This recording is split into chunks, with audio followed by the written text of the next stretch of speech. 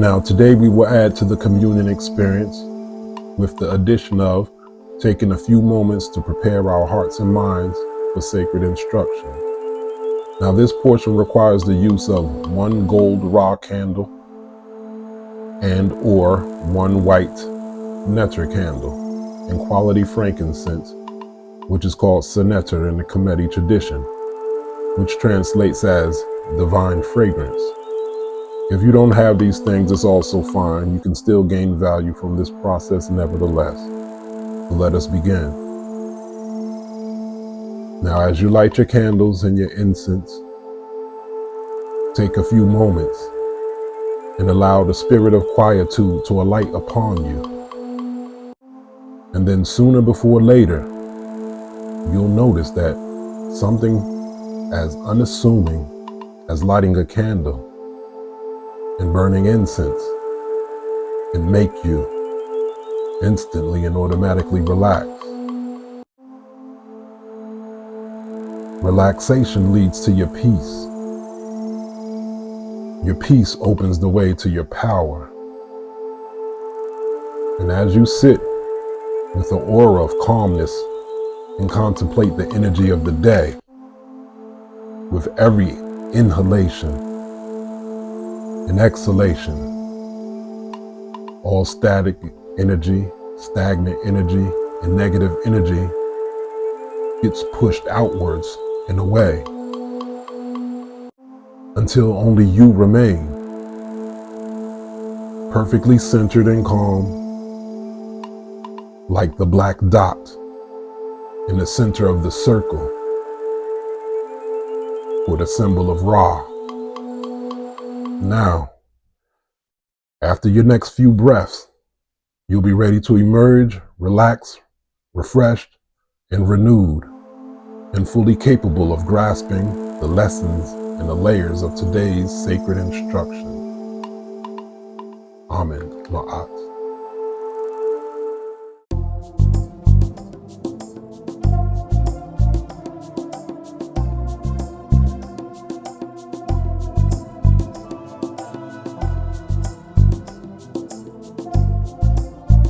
Yeti, and welcome to the Communion Experience. Once again, this is your host, the Nasip Viti Rasanku Kepper, Chief and Head Priest of the Templeofanu, facilitating our bi-weekly discussions about how to walk in peace and power by way of the teachings of the ancient Kemetic tradition. So let us get into what it is that we call the word of the day. Now, the word of the day is when we take one word from the ancient hieroglyphic language called Sesh Medu Neter, translates as the divine written words, or even Jed Medu, spoken words. So we take one word or one phrase and we give its basic traditional cultural foundation. But more importantly, we expound on its spiritual and its metaphysical implications to our current lives. So let us proceed. The word for today is Wep. Wep is the word of the day, and it can be pronounced as Wep, Wop, or Op, or Ep. Wep, Wop, Op, or Ep is a fairly simple word. It only consists of two characters. One character is the cow's horns, and the second character is a stool. When you look at the cow's horns, that is actually not a letter. It's actually a bilateral. A bilateral is when you have one symbol that is pronounced with two syllables.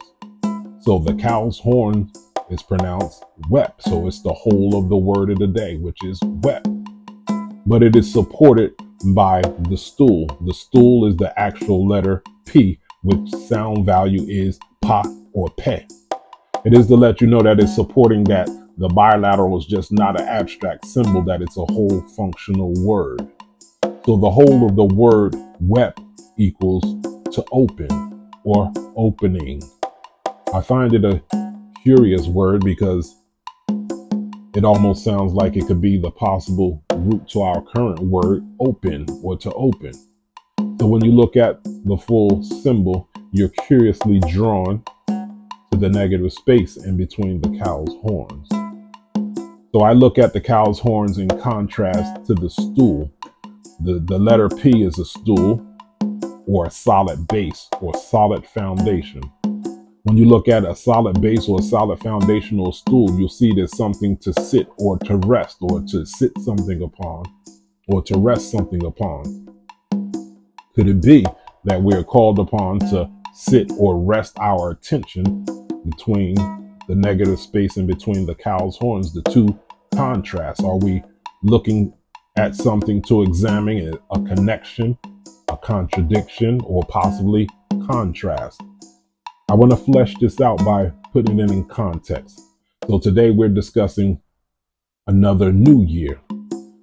The word for year in Meroneta is Renpet. So we take this word Wep and we connect it with another word, Renpet. And it becomes Wep Renpet. Renpet is year, so it means the opening of the year. And Renpet could be delineated into one glyph, and that glyph is a sprout or shoot or seed with a plant sprouting from it. And that's indicative of youth or youthfulness or the abundant power of nature, the power of nature to regenerate or rejuvenate itself. So Wep Renpet is not just the opening of the year, the opening of youthfulness, the regeneration of youthfulness, the power of nature. It is interesting in the conscious community, we constantly have the conversation about what is a new year. Over here in the West, the new year is about January 1st. And people say, well, it's too cold. There's no life on January 1st. So that can't be the new year. Some argue the true new year is the spring, when life bursts forth like Kepler or even Renpet, which is true, but we're Kemites and we study cycles. So even though we're pro-life and therefore we're pro-springtime and New Year celebration, we're not against the calendrical New Year either, because as far as we're concerned, we use all cycles to channel and benefit things and energies for our own benefit. So there you have it. You have Wep Renpet, the opening of the year, the opening of the new year. Now, the ancient Kemites were the first to, if not the first nation or one of the first nations to develop a calendar and figure out how many days there were in the year.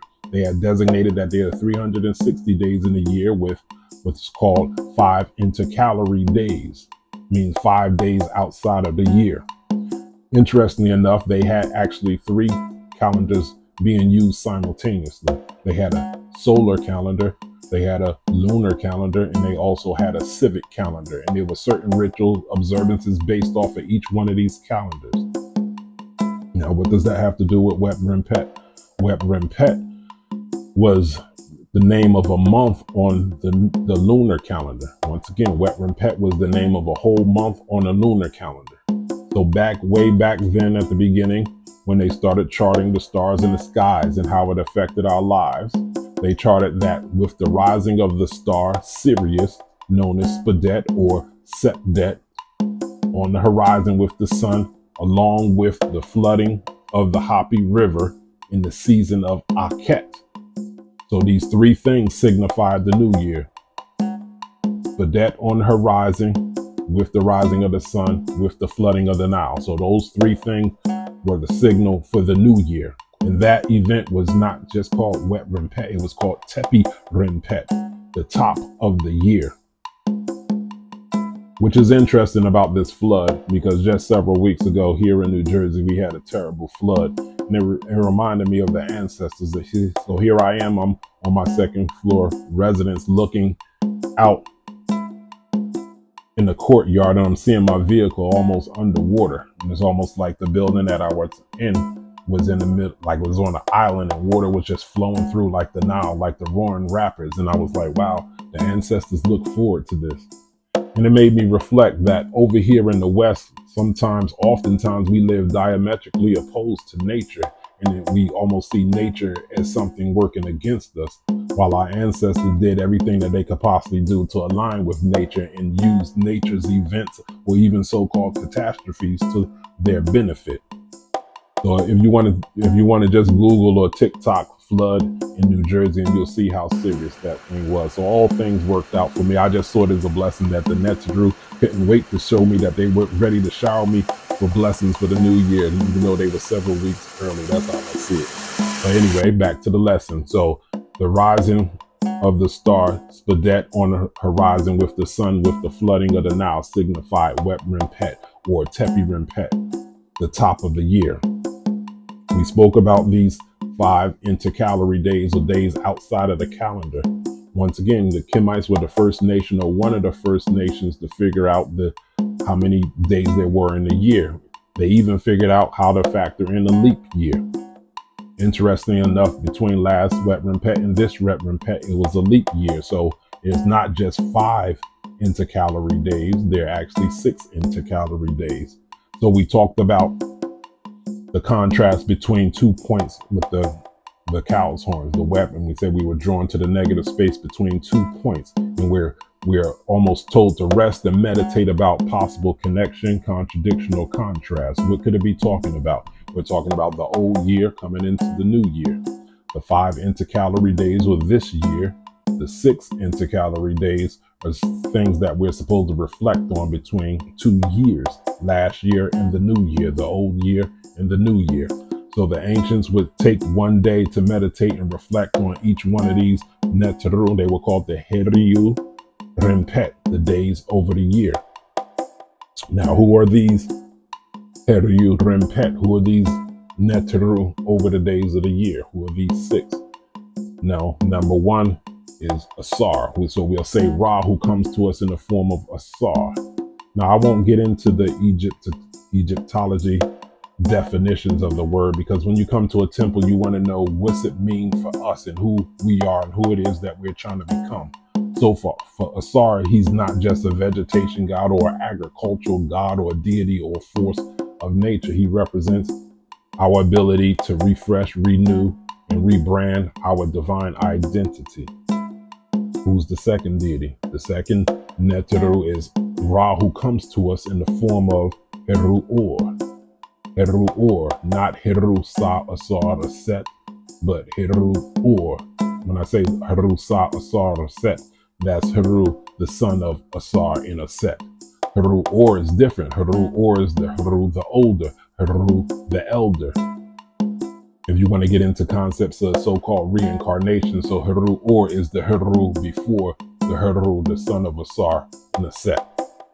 So according to astronomy, he's the distant one. That's one of his attributes. For us, once again, everything is internal for us. So to be the distant one, to be Heru-Or, is the one's ability to step back and above a situation before you decide how you're going to swiftly come to your resolution. Who is the third Neter? It is Ra, who comes to us in the form of the Neteru Satesh. Now, a lot of people that's coming from the Judeo-Christian background, they like to label Satesh as the devil or bad. But not to get into too much detail, I think we went into it in another video before that. Satesh couldn't be evil because Ra employed him to be on the solar bark of Ra to fight Apep. So Satesh is not the personification of evil. He is a very aggressive force. He represents when you get in situations where you have to pull out all stops. So Apep is the personification of evil, and you would need a force such as Satesh to get with Apep. So the next one is Ra, who comes to us in the form of the Neteret or Set. Or Set is constantly contrasted and partnered with Asar. She is the one known to bring together his 14 pieces because he got dismembered according to the myth, and she was the one to bring together or to remember Asar. So Osset is connected with the idea of devotion. Devotion is a form of trance. A devotion is a form of trance to bring you inside to your, not only be able to access your resources, but to bring your resources forth for your benefit. The fifth Neteret will be Ra, who comes to us in the form of the Neteret Nebet Het, which translates as the mistress of the house or the owner of the house. So she represents the resolution of all things in the application, or all things towards the application of your personal life or your personal domain or your sphere of influence. And remember, we said this year was a leap year, so there was another Neteru that's not popularly known. It would be Heru Sapdu. Heru Sapdu. It is Heru of the boundaries.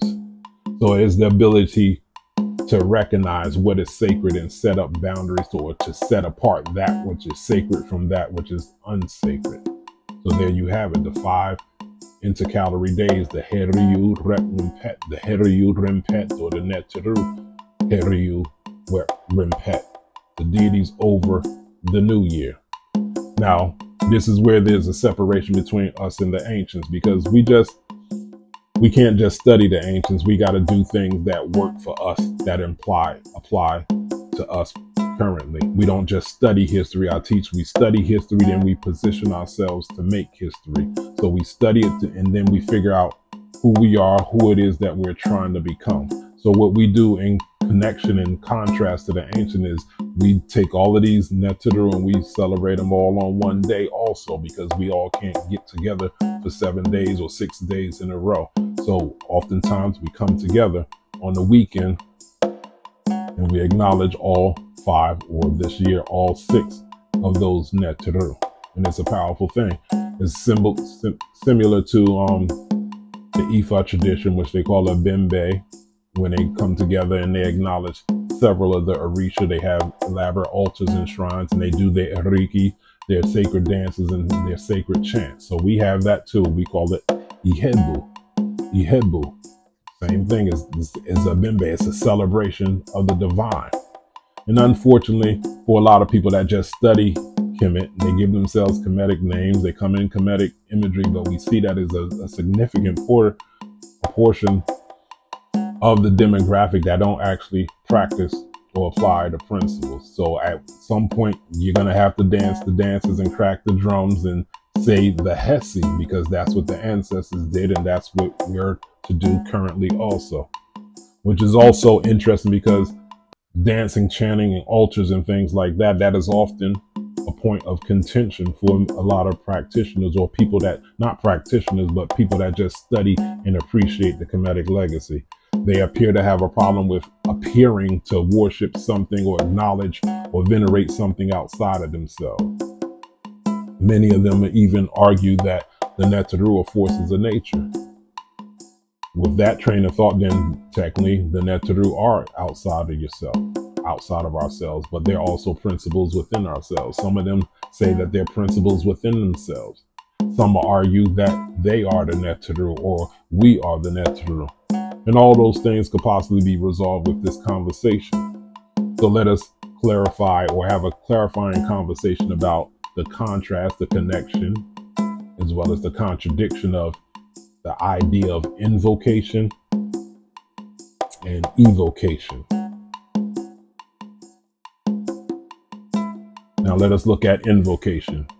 Invocation, the action of invoking, which is interesting. How do you translate a word by using the word inside of it? But anyway, it says the action of invoking something or someone for assistance or as an authority. The second definition is the act or the process of asking for help or support. B, a prayer or blessing or guidance, as at the beginning of a religious service.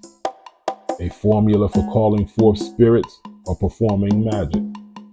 As you see it, it has religious connotations, but it also has esoteric and metaphysic connotations also. So let us look at evocation. Evocation, definition 1, summoning something to appear, bringing a spirit or an entity into external manifestation, to perform tasks, to reveal knowledge, or to engage in a relationship with the practitioner as an external force. Now, when you really look at the definitions and the connections, the contradictions, and the contrast, they almost appear to be saying the same thing. To invoke is to call for assistance of a being or deity, but to evoke is also calling forth a spirit or entity to do something also. So they're almost the same. But I want to bring to your attention the word invocation and evocation. The root is voke. Voke is the voice. So when you hear the word invocation, so the inner voice, the inward directing of the voice. So yes, you're using your physical voice, but it has an internal effect. So this internal use of your voice is about activation of faculties within yourself that perhaps gives you the ability to perceive the divine presence, when in reality the divine existence is divine. So divine presence is always there. So invocation is about going within yourself, in your heart's mind, in your mind's mind, to be able to perceive that which was already there, but on a higher dimension or in an inner sense. Now, in contrast, there's another definition of the word evocation. Evocation is the act of bringing or recalling a strong feeling, memory, or image to the conscious mind. So when we use the word memory in the ATR, the African traditional religions, we use the word memory or remembrance. It's usually talking about our ancestors. So when you look at what's happening with the dances, the chants, and the altars, when you use things like incense causes a strong memory. Drumming causes a strong memory. Drums have the ability to affect people's limbic system. That's the emotional system in your brain. Incense has the ability to affect the limbic system, your emotional system in your brain. Certain combinations of colors, certain symbols. So now you see the symbols on the altar, certain combinations of colors that people are wearing, drumming, incense, all of this causes strong remembrance, strong ancestral remembrance. And what is the ancestors? What is it that they want us to remember? They want us to remember that you are a divine being having a human experience. And all of this work and all of this talk, all of this study, all of this meditation, the drumming and dancing and things like that is for you to work on yourself to become a force of nature to be reckoned with on this third dimensional plane. So there it is. So now there's much more that we could get into with what happens on Wep Renpet. As you heard, according to the myth, the dismemberment of Asar and the reassembling of Asar, to bringing it back together. But there's also a dismembering of Apep. Remember, Apep is the personification of evil. So there's ceremonies that we do to break up or dismember evil. And we don't bring that back together, so we dismember evil. But as the saying says, I can show you better than I can tell you. So with that, as I conclude, we cordially invite you next year to celebrate Wep Renpet so we could facilitate this process with you. And then it'll come about the first weekend in August. And we're traditionally known to do a 4-day retreat where we immerse ourselves in the experience and the experience of these energies, as well as proper righteous fellowship with others of like mind that practice this tradition. So if you're interested in something like that, stay in touch with us as we work on building our relationship and building our knowledge and our experience of these forces throughout the course of the year. Remember, this year is a 9-year, next year is the year of the 1. So the next year is the year of new beginnings. The next year is the year of new beginnings. So let us land this plane. So it is generally known that energies really don't dissipate until like after 7 days. So the new year actually came in Friday. So today, as the time of this recording, will be the 3rd. So you still can acknowledge it in your own way. So if you have certain things around your house, I'll show you something basic that you can do. So you can go take a shower or do a wabu ceremony or purification ceremony according to your liking, or follow what it is that we laid out in the Art of Prayer book. So do a spiritual purification. And if you have a candle, a raw candle, that'll be fine. If not, if you don't have a raw candle, if you have a plain white candle, that'll be fine. If you don't have the white candle, or in addition to these two, you can have these small tea light candles and get 6 of these, because to represent the 6 intercalary days, or the 6 days coming into the new year. And all you got to do is just get into a sacred space. And if you have friends or family around, you could get into a conversation about how you're appreciative that you have the tools to be the master of your existence for the next year. So before you light the candle or the candles, just take a few minutes to appreciate, for instance, that when Ra comes in the form of the Neteru Asir, and for that, what that means in your life, that you have the ability to refresh and renew your mind and spirit. Take a few moments to recognize that Ra in the form of the Neteru Haru, or that you have the ability to interpret, recognize, relate, release, and resolve things swiftly. Take a moment to appreciate the Neteru as it comes through to us in the form of the Neteru Satesh, to know that you ain't soft. Spiritual people don't have to be soft. We don't have to be walked all over. You know, it's not always sweet. Like Kendrick Lamar said, sometimes you got to pop out on it. And there's a scripture somewhere, maybe the Bible or something, that said, no weapon formed against me shall prosper. That's what Satesh represents. Sometimes you just got to pull out all the stops when you feel like you have no options. The next is Ra, who comes to us. Take appreciation for Ra, who comes to us in the form of the Neteret or Set. And to know that you are resourceful, meaning you're full of resources and you have the ability to go within at any given time to not just tap your resources, but to access your resources for the benefit of you and yours. And take a few moments to show appreciation and gratitude for Ra, who comes to us in the form of the Neteret Nevet Het, and to know that you are not your mistakes, and that there are no losses in life, and that you could reframe it as lessons. There's no losses as long as you could reframe things as lessons. And lastly, in honor of the new year, or the leap year, we have Haru Satu, Haru of boundaries. I think it was Terrence Howard, interesting enough, he said sometimes setting boundaries is self-care or self-love. Sometimes setting boundaries can save relationships that would otherwise be destroyed. So there you have it.